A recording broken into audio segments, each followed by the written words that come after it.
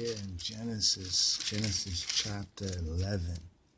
Chapter 11, interesting. Chapter 11 is considered to be bankruptcy. Well, here in Genesis, Bereshit, chapter 11, just to dovetail it with this Torah portion, for the third Torah portion, Shabbat lek leka, go out, go forth thence, send for thyself. This Torah portion right here where we now begin the Abraham narrative. But it's important to know and recognize how do we get to this particular point. This also connects with the language, and speaking on language and the Gutters and the Ethiopic to get to the true roots. So we have right here, and it says, and the whole earth was of one language and of one speech. That's Genesis chapter 11, verse 1. And the whole earth was of one language and of one speech. So there's been a lot of confusion as we're on what was that one language and that one speech. Now, as we study to show ourselves approved, when we look at the Hebrew really gives us the link to the proper interpretation, to the right hermeneutics of this particular verse. So thus we use this right here, Ethiopic first language, that the Gutters is far older, well over a millennia older than so-called the 4th century AD. You know, some have written that, representing as truth what derives from error, ignorance, or envy, perhaps. So we speak about the Ethiopic or the Gutters, not Geese. That's a poor, that's mistranslation, that's pseudo. It's Gutters, like the Agazi, right, and the Giza Plateau. This is what we're speaking about when we're talking about the first language. But let's bring up Genesis right here. Let's look at Genesis. Now, this is the narrative from Babel or Babel, right? The narrative from Babel. Now, while that opens up right there, so what we're touching on right here is the Tower of Babel, right? The Tower of Babel or Babel, the Babel narrative, right? Or the Babel narrative. Okay, let's get this verse right here. Genesis chapter, let's see, I think this should be it right here. Okay, these windows, technology. Okay, let's see if we can bring this up right here. Okay, let's bring this up right here. Let's close these windows. Windows fragging out a little bit. Okay, we're going to go to Genesis chapter. See the confusion? Babylon, technology. Because we've just exposed it. Basically, let's return right here for a moment and see if we could bring this up once again. Genesis 11 and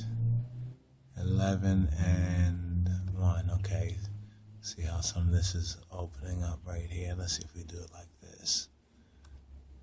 Move this right here. Okay, to look at the Hebrew. When we look at the Hebrew, I think we actually save the notes over here. This is why we have to take good notes, brothers and sisters. Okay, here we go. Concerning the whole earth of one speech and of one language. What's the proper interpretation of that? Okay, you see, as soon as we get our notes right here, these notes show up right here. Let's go once again. Of one language and of one speech. Okay, there we go right there. One language, the whole earth. Okay, that'll have to do for right now. Genesis chapter 11. Okay. Some of these are not opening fully. See, the machine is fragging out. That's exactly what happened even in the beginning. Okay. This is bugged. But we're going to share this with the Habarim as well. Because this is what happens, but we're going to keep pushing it forward. Keep moving forward. All right, let's go here once again. Okay, let's see if we can do like this. Okay. Well, let's look at this over here. We'll look at this over here for right now. Just to define this interesting ancient phraseology. I mean, it's so simple right here, but it's many scholars and others, because they've been looking for something, whether strange or extraordinary, have, man, we did that once again, have missed over, right? Have really missed over on, okay, the whole earth was of one language and of one speech. Okay, one language and one speech. Okay, some of this is fragging out right here. We're going to go with what we intended to. Have to restart this here. Okay, so the whole earth, entire earth. Right here it says that the one lip, when we look at it in the Hebrew, I think it's safah, right? Safah, achat, one lip, and I think achad debarim, to that effect, and of one set of words. The term lip, right? The term lip, they say, is a metonymy, right, of cause, putting the instrument for the intended effect. Okay, I have to scroll back and forth. Okay, they had one language. Now, what's interesting is that the one language, there's a one speech, right, which is to say one lip, and of one language, or uses the term debarim, right? So as we start to look at the art and fact, and really see what's the consistent pattern that we see, and looking at the consistent pattern that we see that one language basically was and is what we would call, for lack of a better term, hieroglyphs, or that symbolic, that sign pattern language. That was the one language and the one speech. It says one set of words. So that means from the three different, as one says, progenitors of the nations, from Ham, Shem, and Japheth, that they all spoke one speech. They had one speech, one lip, and they had one set of words, or hadebarim. They use one set of words. This is where it begins off in Genesis chapter 11. So what is that one language, or that one set of words? I think ones are going about it, I think, looking at it wrong, because they're not really looking at the Hebrew and not really studying the words and seeing the context and seeing what the evidence points to. When we take a stock of the ancient languages, we see this similar symbolic, metaphoric, almost parabolic use of languages. There's a symbolic logic to the language. And since coming from one progenitor, from Noach or Noach, very interesting, albino Noach, and his black ark, well, it is the color of the ark. You know, in looking at the truth of the narrative, is actually stranger than fiction. But yet, if we really carefully examine it, it pulls together all of the evidence. It gives the true narrative and the true context to the evidence that we have. So when we look at the Hebrew narrative, and we're here in Genesis chapter 11, actually chapter 12 for this sabbatical strong, in this Babylonian week. I keep it sabbatically strong in studying the Torah portion, reading and feeding. We're in the third RSS, Rastafari Sabbatical study, this parashat, Lek Lekah, right? Lek Lekah, send for yourself, or get out, go out from your country and your kindred, your relatives, and your father's house. This is the call. This is the gospel. This is the good news that was preached to Abraham and to Abram. But before Abram, and before the time of Abram, right, and after the time of the flood, we have the evidence here where the whole earth was of one speech, or one safah, one lip, and of one debarim, one set of words. And this was the hieroglyphic pattern, what we know as the Metu Neter. So the Metu Neter, or what the Metu Neter most accurately represents, is that ancient one lip and one set of words. It's that pattern that all the descendants of Noach had in the earliest days after the great deluge and after the flood. But something happened. And the Torah also points out when it happened and among which branches or branch of the family that it happened as well. And this is what we have at the Babel. The Babel narrative is where we begin, right? But the fuller division, we find it in Peleg or Feleg.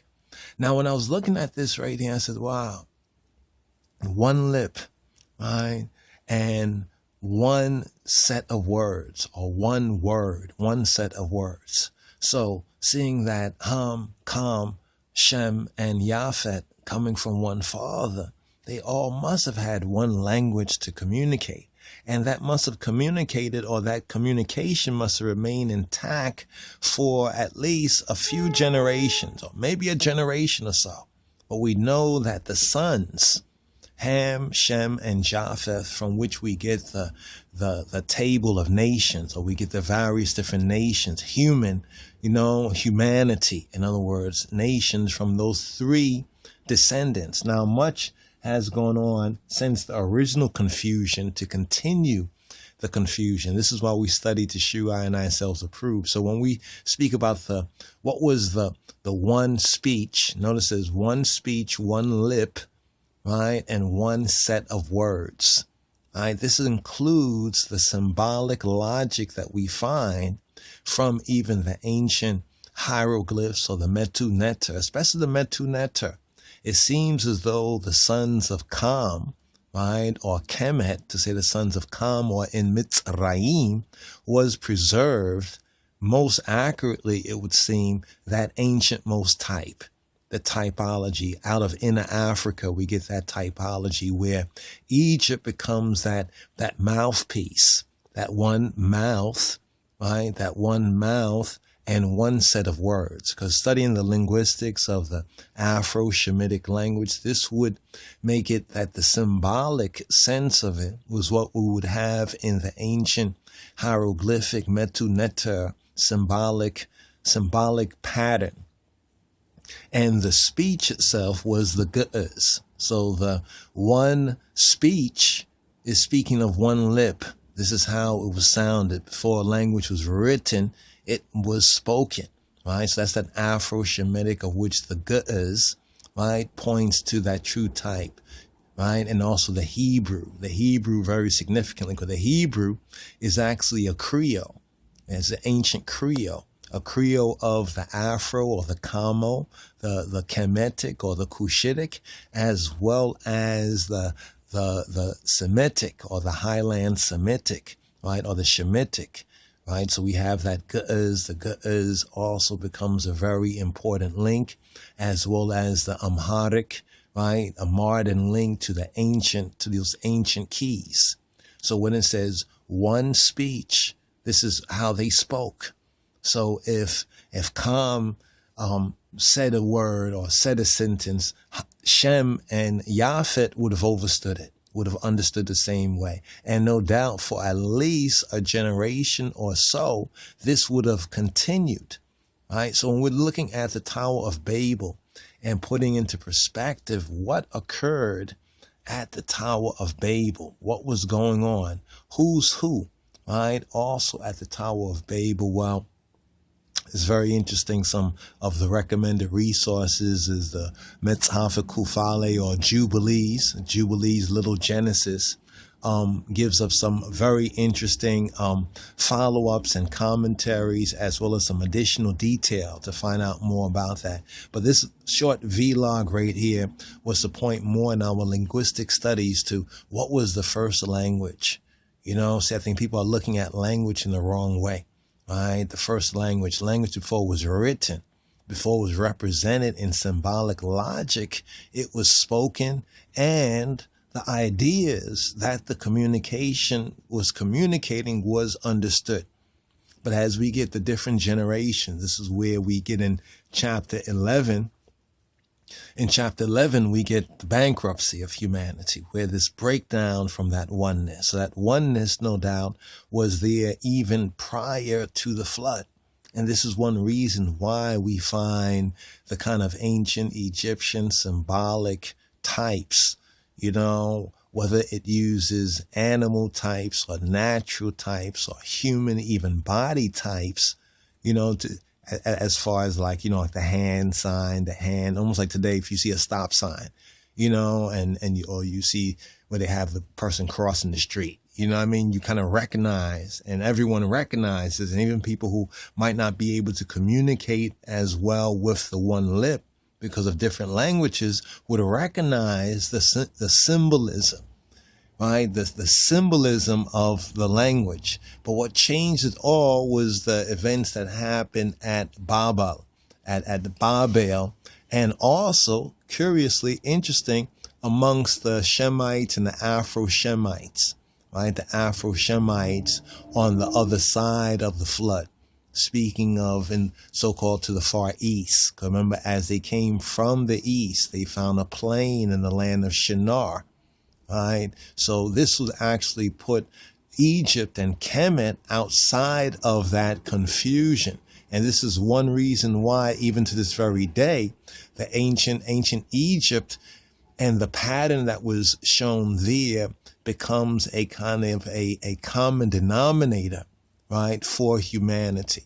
So what we're saying here is that as far as the speech, it was an Afro-Shemitic or Afro-Ge'ez type, right, a Hebrew Ge'ez type of speech, right? And as for the one set of words, right, these words were also symbolically expressed in characters and character shapes that carried with them multiple levels of ideas and idea meaning. So when we look at ancient Egypt and the Metu Netta, right, or the Metu Netta, right, and although it can be interpreted in different ways, there was one time when it was understood in that oneness, right, but as different tribes, as different families, different beliefs, as a different isms and schisms, as it were, the schisms. That's what Babylon represents, that schismatic. It's just like with Christianity. I love to use the Christianity example, that although most Christians, right, regard the Bible, or especially the New Testament, they all don't speak the same language anymore. Isn't that interesting? If after 2,000 years or less than that, Christians, right, whether black Christians, white Christians, or Asian Christians, the one time they spoke the same language. How come today they do not speak the same language, right? Even though they all hold to the same type. They would say they believe in Jesus and God and the Lord and the cross and salvation, and he died for our sins. And they'll say the same things, right? But yet is it really one language? Do they really speak with one lip? Do they really sing the same song, right? Do they really have one set of words and interpreting the word in one and the same way? I mean, some Christians say that doesn't matter what race Jesus is. I mean, how can that be, since the word race, Zara'ah, is a seed? And it's important to know that he's of the seed of Dawid, of the seed of David. So see, that shows how this confusion, right, from a oneness could have happened and did happen, because we even have an example even in these latter days and time with the Babylon in these latter days and time. So just taking a look at this right here, the Tower of Babel and the division, the division of languages, where did it start, right? Where did it begin? We see the Tower of Babel, right? We see the Tower of Babel. We see the days of Noah. See how God, how Elohim Yahweh, how he comes down to inspect the tower, right? To see what the children of men, did build, right? How they had a unity, right? Of speech, of lip, of communication, right? They had a unity of interpretation of words, both the actual words and what the ideas related to. You know what I'm saying? So when they saw or used certain symbolic language, it was not difficult for one to understand the other. And this is what also shows the universality, as it were, of the hieroglyphs or the symbolic logic that the Metu Neter or the Metu Neter represents. That, that symbolic logic. And even when we look at Old Hebrew, right? Or even old Gu'as or Ethiopic, we can see that each of the letters in themselves both represent sound, right? Which is speech, which is lip, but even the letters themselves by their shapes, right, also represent other ideas as well in the particular shapes of the various characters. So right there, when we look at Fidel, or we look at, for example, Ethiopic, we look at the Metu Neter, right, or the Metu Neter, or hieroglyphs, which were regarded, and this is the key too, they were regarded as sacred writings, as holy writings. Now, here's the question. Does it mean that they were holy writings, that only those who were so set apart to those studies or those orders were guardians of these ancient keys of the unity of humanity? That when most of humanity at one time, when there was of one language and one speech, everyone could understand. But after a while, it was only reserved amongst their priests or their initiates, understood the keys of symbolic logic, symbolism in language, and even the breakdown of the sound from the symbol. This is also another key thing too, in studying the Hebrew and the Afro-Shemitic patterns, especially the Shemitic language and the patterns like Hebrew, that the correct sound of the letter also, if we study it under physics, looking at the, remember this word, sound, and power, studying that the shape. In other words, there's a sonic shape. There's a sonic shape that each Hebrew letter or Shemitic letter makes that is much similar to its written pattern. That means if we take like Aleph, Aleph or Ah, Aleph, Aleph, Ah, and we say that under the proper equipment, you can actually see that the force of the letter actually makes a very similar shape. So that means that not only do we have a sound and a symbolic pattern within language, within writing, but on the energetic level of the universe, right, in the energy, the area that our physical fleshy eyes, so-called naked eyes, don't see, it also is writing the very same word. A word is being written even in shape, symbolic logic with our speech and with the various different sounds. In other words, that the sounds that we say actually make certain sonic shapes. In other words, the shapes and the sound. So we have that word and that sound and that power. Now, this would also explain more why when Yahweh, he who be who he be, when he came down to see, as a good judge would do, right? A good judge would not just pass judgment before he comes and sees for himself, right? He takes a stock of things for himself. So what did the good judge do? He took a stock of things for himself, and he came down to see whether it was true, that which he had heard, and that which had come up before the heavenly court, showing how a good judge would first inspect it. Now, this is interesting with the visitation of the Lion of the tribe of Judah, right? The second advent, coming as that thief in the night, right? To do the same thing before the judgment, right? To really see, come down. He who be who he be came down to inspect the tower, right? Now, remember that all of this was after, right? This was after the days of Noah, right? Let's just keep this in mind, that this was after the days of Noah, right? When all this occurred, when all this happened, was after the days of Noah, right? When the whole earth was of one speech, right, and one language. Get a copy of Ethiopic, the first language, brothers and sisters. Check it out. Some other very good books we'd like to recommend as well. This is just a little commentary on Genesis chapter 11. One speech and one language. Was the Metu Neter, right? One speech and one language, or should we say, does the Gu'as and the ancient Ethiopics speaking represent the true word sound of what is called the Metu Neter?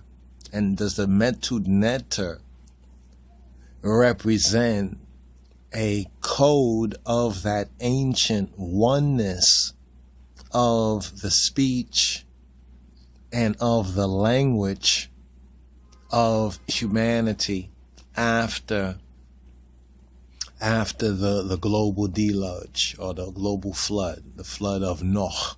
Did I mention about Noach, Anoch, Anoch, Anoch, Anoch, Noach? Noach has a sense of rest, but has a sense of life, has a sense of long, like to say, almost like long enduring, almost like long life, Noach.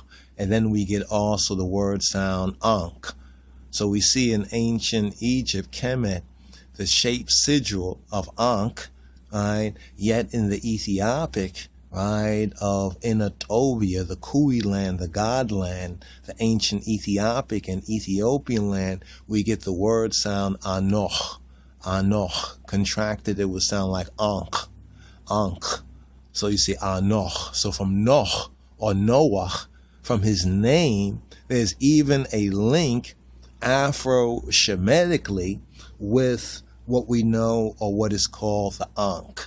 Could this also represent why Ankhs and boats, even solar barges, were so important and preserved in Kemet, in Mitzrayim, in Egypt? Is that why ancient Kemet or Mitzrayim was such a school of wisdom, a treasury for ancient humanity? This is also a key, brothers and sisters, as well. Look a bit more on this as we move forward. Just a few words right here, to share sleekly that we wasn't able to bring, get into the verse right there, because you can see that the page is not fully loading, as we can see right there. Yes, Rastafari. This is Wyndham Yadin. This is Wyndham Ras Iadonis Tafari, Brother Yadin of the line of the Tribe of Judah Society. Get a copy. I hope that I then will enjoy Ethiopic First Language by yours truly, Ras Iadonis Tafari. Shalom, Rastafari. And also join us on the air, on the radio broadcast, Blog Talk Radio. For more of the times and the listings, check us out on the Rastafari Groundation. And of course, share the links on your social media for I gatherings, reasonings, and word sounds. Shalom. One love, brothers and sisters. Be well in the King of Kings Christ. Bahashem Yeshua. Shalom.